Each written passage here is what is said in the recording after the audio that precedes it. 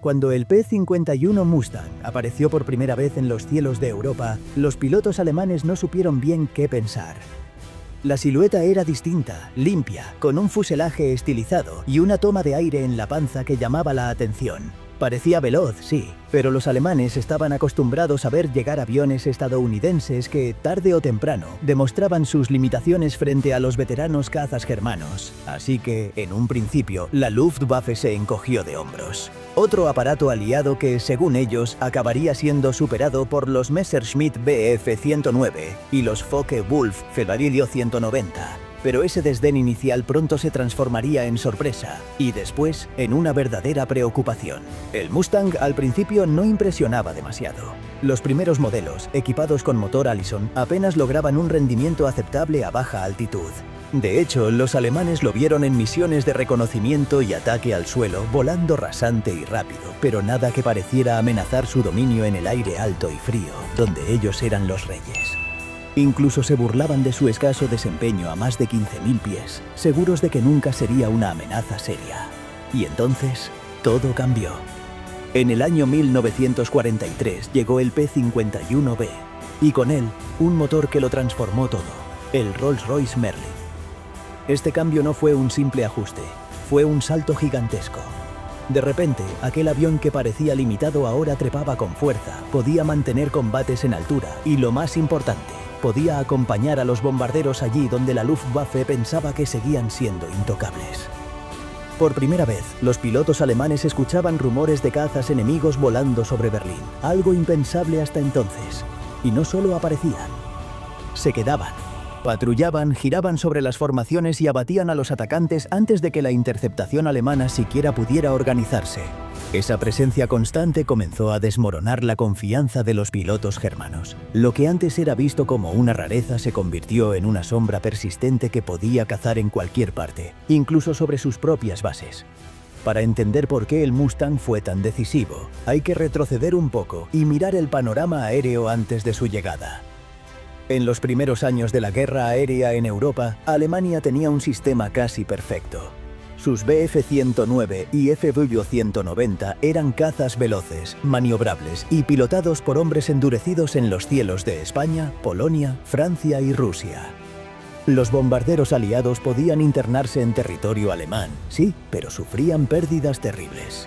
La doctrina estadounidense confiaba en que las formaciones cerradas de bombarderos cargadas de ametralladoras defensivas serían capaces de defenderse por sí mismas. La realidad demostró lo contrario. Para el año 1943, las incursiones sobre ciudades industriales como Schweinfurt o Regensburg estaban destrozando grupos enteros de bombarderos. En una sola misión podían perderse hasta una cuarta parte de los aparatos, un nivel de bajas insostenible. Los británicos ya habían cambiado a bombardeos nocturnos para evitar semejantes masacres, pero Estados Unidos se mantenía fiel a la idea de ataques de precisión en pleno día. El gran problema no era solo la pericia de los pilotos alemanes, era el alcance. Los cazas aliados, como los Spitfire o los primeros P-47 Thunderbolt, podían escoltar a los bombarderos hasta cierto punto, pero tarde o temprano debían regresar por falta de combustible. Y justo en ese momento, cuando la escolta desaparecía, los alemanes entraban en acción. Los escuadrones de la Luftwaffe despegaban desde aeródromos estratégicamente ubicados, trepaban por encima de las formaciones de bombarderos y se lanzaban en ataques coordinados que dejaban a los estadounidenses indefensos. Era, literalmente, la ecuación que les daba la victoria. Mantener a raya a los bombarderos con pérdidas brutales y al mismo tiempo ganar tiempo para que la maquinaria industrial alemana siguiera funcionando. Y todo ese equilibrio dependía de una sola premisa: que ningún caza aliado tuviera el alcance suficiente para acompañar a los bombarderos hasta lo más profundo del Reich. Pero con la llegada del P-51 Mustang con motor Merlin, esa premisa se vino abajo de la noche a la mañana. El Mustang era un depredador diseñado para la resistencia. Gracias a su aerodinámica innovadora y sus depósitos de combustible auxiliares, podía realizar misiones de más de 2.400 kilómetros, algo impensable para un caza monomotor de la época. Esto significaba que no solo escoltaba a los bombarderos hasta la frontera alemana, sino que los acompañaba sobre el objetivo y de regreso a casa. Ese cambio alteró todo. Donde antes los alemanes encontraban un corredor libre para cazar, Ahora se topaban con cazas capaces de pelear de tú a tú con ellos en su propio cielo.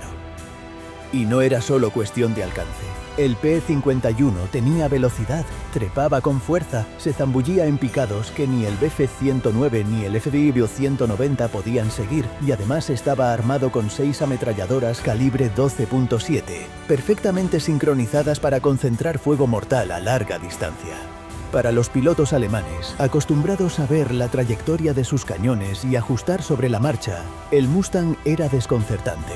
Su ráfaga precisa llegaba sin aviso, y cuando lo tenían detrás, escapar era casi imposible. Lo más inquietante era su capacidad de resistencia. Mientras un impacto podía dejar fuera de combate a un caza alemán, el Mustang podía aguantar daños considerables, regresar a su base, repararse y volver a estar operativo al día siguiente.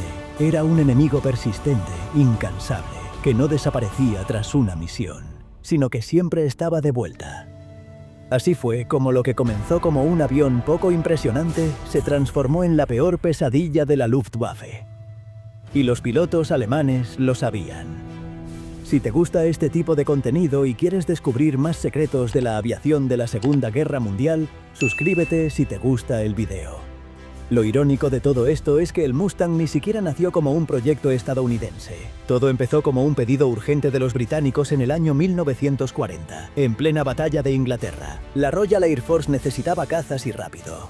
Se acercaron a la empresa North American Aviation para producir P-40 bajo licencia, pero la compañía propuso algo distinto: diseñar un avión completamente nuevo, desde cero, en tiempo récord. En apenas 117 días, el primer prototipo del Mustang estaba listo. Un logro casi increíble. El avión con motor Allison que surgió de aquel esfuerzo era excelente a baja altitud, pero carecía del rendimiento necesario para combates a gran altura. Por eso, al inicio, la RAF lo utilizó principalmente para reconocimiento y ataque al suelo. Sin embargo, los ingenieros británicos vieron potencial y decidieron experimentar. El gran salto se produjo cuando le instalaron el motor Rolls-Royce Merlin, el mismo que impulsaba a los Spitfire. Y ahí el Mustang se convirtió en otra cosa: veloz, resistente, capaz. La llegada del P-51 Mustang con motor Merlin no solo significó un refuerzo técnico, supuso un golpe psicológico devastador para los pilotos de la Luftwaffe. Durante años habían contado con un margen de seguridad. Sabían exactamente cuándo los cazas aliados se darían la vuelta. Era casi un reloj. A cierta distancia dentro de Alemania, los Spitfire o los P-47 ya no podían seguir. Y en ese momento, la cacería comenzaba. Pero el P-51 rompió ese reloj. De pronto, los cazas estadounidenses no desaparecían en la frontera, sino que seguían allí, acompañando a los bombarderos hasta los cielos de Berlín o más allá. Y lo peor, no se limitaban a proteger. Los Mustang atacaban primero. Entraban en picados veloces, disparaban y salían antes de que un Bf-109 pudiera reaccionar. Los alemanes estaban entrenados en la vieja escuela del combate aéreo, el duelo de giros y persecuciones cerradas. Pero los pilotos de P-51 tenían otra filosofía: velocidad, altitud y energía. Ellos elegían cuándo y cómo pelear. Si el combate no les convenía, se alejaban en un ascenso imposible de seguir y regresaban segundos después desde un ángulo diferente. Para los veteranos de la Luftwaffe, acostumbrados a dictar las condiciones de la batalla, fue un cambio humillante. Y entonces empezó lo que nadie esperaba: los Mustang apareciendo en lugares que se suponían seguros. Algunos pilotos alemanes contaban, con rabia, cómo eran atacados mientras despegaban o cuando aterrizaban en sus bases.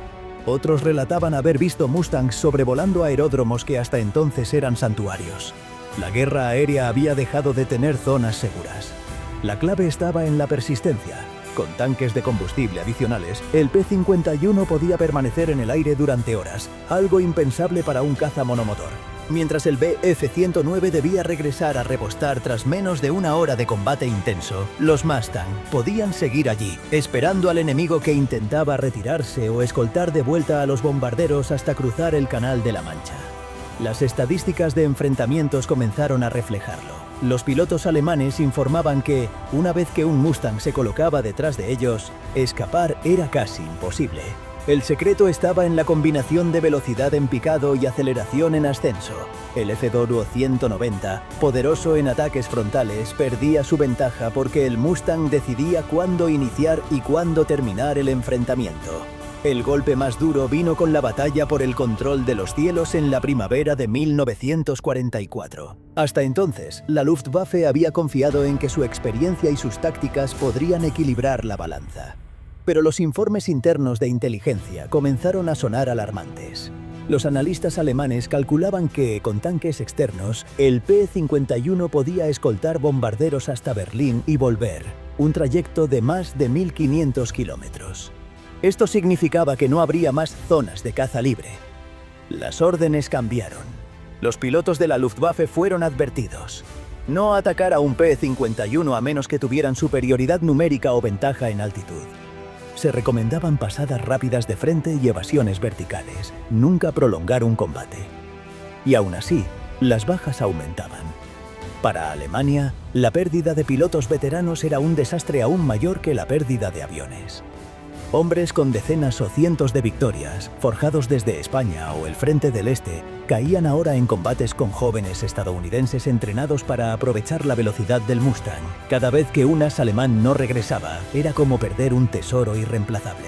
Mientras tanto, en Estados Unidos, la producción de P-51 se aceleraba. No solo llegaban más aviones, también más pilotos, y aunque los novatos cometían errores, el propio diseño del Mustang les daba margen para sobrevivir. Si lograban regresar, al día siguiente estaban en el aire otra vez. Para los bombarderos aliados, la diferencia fue inmediata. Las misiones sobre Schweinfurt o Regensburg, que antes costaban decenas de aparatos, ahora podían completarse con pérdidas mucho menores. Y cuanto más se mantenían las ofensivas aéreas, más sufría la industria alemana. Fábricas, refinerías y redes de transporte eran golpeadas sin descanso. El plan alemán de resistir gracias a un cielo protegido se desmoronaba. La Luftwaffe intentó reaccionar. Proyectos como el Ta-152, diseñado para combates a gran altitud, o incluso el revolucionario jet Me-262, recibieron máxima prioridad. Pero esos proyectos requerían tiempo, pilotos experimentados y combustible, tres cosas que Alemania ya no tenía en 1944. Los informes de los propios comandantes de escuadrón eran cada vez más desesperados. Se quejaban de que los Mustang parecían surgir de la nada, que aparecían detrás de formaciones listas para atacar y destrozaban cualquier intento de coordinación. Más de un piloto describió la sensación como pelear contra un enemigo que siempre sabe dónde estás, pero tú nunca sabes dónde está él. Lo peor fue el efecto moral. El cielo alemán, que antes se sentía como una fortaleza, se convirtió en un territorio hostil. Ya no importaba despegar desde un aeródromo cerca de Hannover o desde uno en Baviera. En cualquier momento, un grupo de P-51 podía aparecer, disparar y desaparecer de nuevo. En poco tiempo, los Mustang dejaron de ser vistos como un nuevo avión aliado para convertirse en el símbolo del cambio total en la guerra aérea. Alemania, que había comenzado subestimándolos, ahora los consideraba la amenaza número uno en cada informe de inteligencia. Para la primavera del año 1944, la guerra aérea en Europa ya no era la misma. El equilibrio que durante años había sostenido la Luftwaffe se había roto. El P-51 no solo acompañaba a los bombarderos hasta el corazón del Reich, también les arrebataba a los alemanes el control del tiempo y del espacio. Antes, los cazas germanos decidían dónde atacar y cuándo retirarse. Ahora eran los Mustang quienes imponían las condiciones. Los veteranos de la Luftwaffe, que alguna vez se burlaron del Mustang por su pobre rendimiento a gran altitud en las primeras versiones con motor Allison, comenzaron a ver informes que les helaban la sangre. Sus propios comandantes les advertían que no enfrentaran al P-51 de manera directa.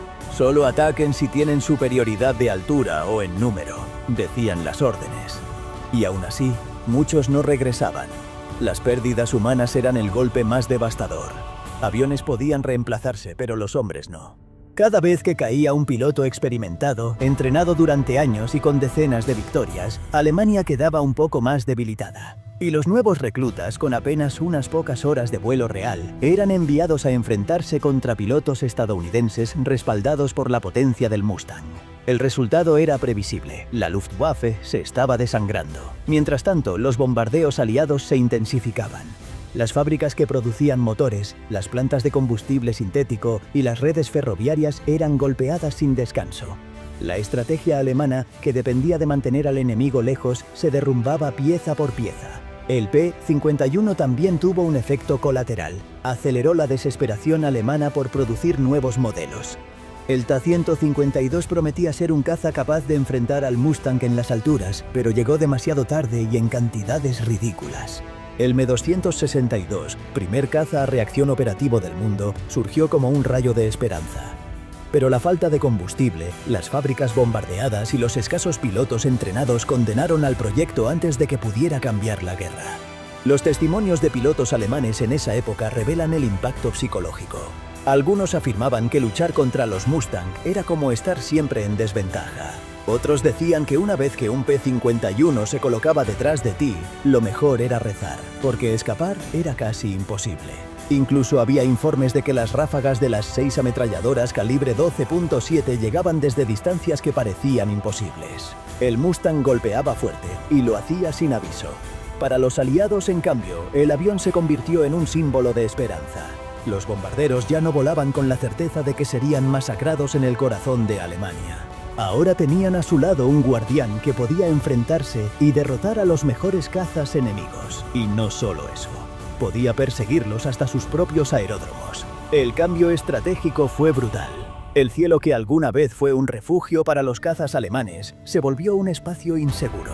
Los Mustang atacaban incluso a los aviones de reconocimiento y a los bombarderos ligeros que operaban dentro de Alemania, tareas que antes eran relativamente seguras.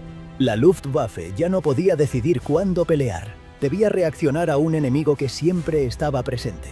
La caída de la Luftwaffe no se debió únicamente al P-51, pero sin duda este avión fue la pieza clave.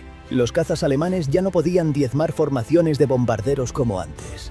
Y sin ese poder, la industria alemana comenzó a sufrir ataques directos que erosionaron su capacidad de resistir.